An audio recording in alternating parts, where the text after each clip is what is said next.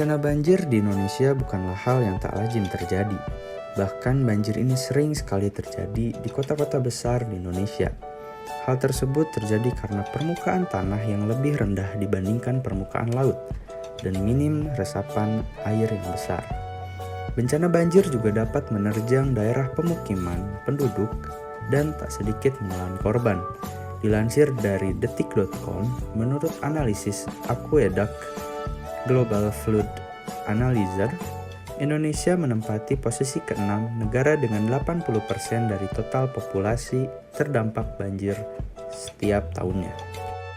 Salah satu faktor yang menyebabkan terjadinya banjir adalah kurangnya resapan air yang menjamin akan menyerap air dengan sangat banyak dengan waktu yang singkat. Maka dari itu, salah satu solusi yang dapat diterapkan ialah mengganti aspal daerah yang sering terkena banjir tersebut. Top mix permeable merupakan sebuah beton berongga yang dapat menyerap air sebesar 2000 liter per menit. Top mix permeable ini juga menggunakan bahan dasar fly ash yang dapat diperoleh dari hasil limbah pembangkit listrik tenaga uap atau PLTU. Mungkin banyak yang bertanya, apa perbedaan aspal biasa dengan aspal top mix permeable ini? Tentu beda, karena aspal ini menggunakan bahan dasar yang dapat menyerap air lebih cepat karena memiliki pori-pori yang dimana daya serapnya bisa jauh lebih besar menyesuaikan kebutuhan konstruksi. Jika aspal ini diterapkan, permasalahan yang disebabkan oleh drainase dan gorong-gorong yang tersumbat oleh sampah akan selesai, karena sampah tidak akan menjadi penghambat aspal ini dalam menyerap air. Selain itu, aspal ini juga ramah lingkungan dan juga dapat bertahan lama, kurang lebih 40 tahun.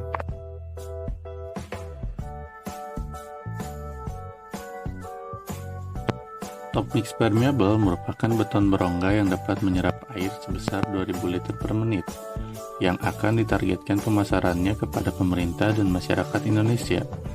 Pemerintah perlu sadar akan adanya banjir yang selalu ada di Indonesia, terutama di daerah-daerah yang sering terkena banjir, seperti contoh di daerah Jakarta, Bandung, dan di daerah lainnya.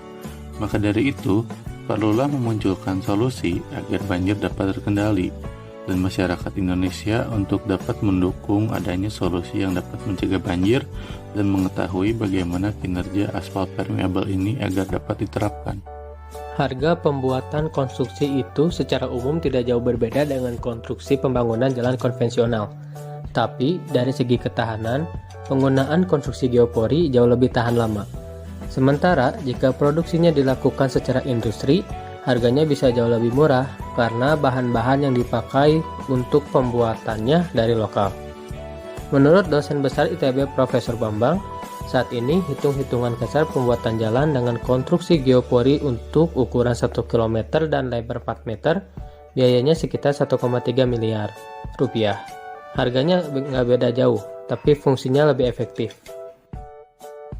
Cara kerja aspal ini menggunakan sistem yang biasa digunakan untuk daur ulang air, di mana air mungkin terkontaminasi atau di mana lapisan bawahnya tidak tembus air.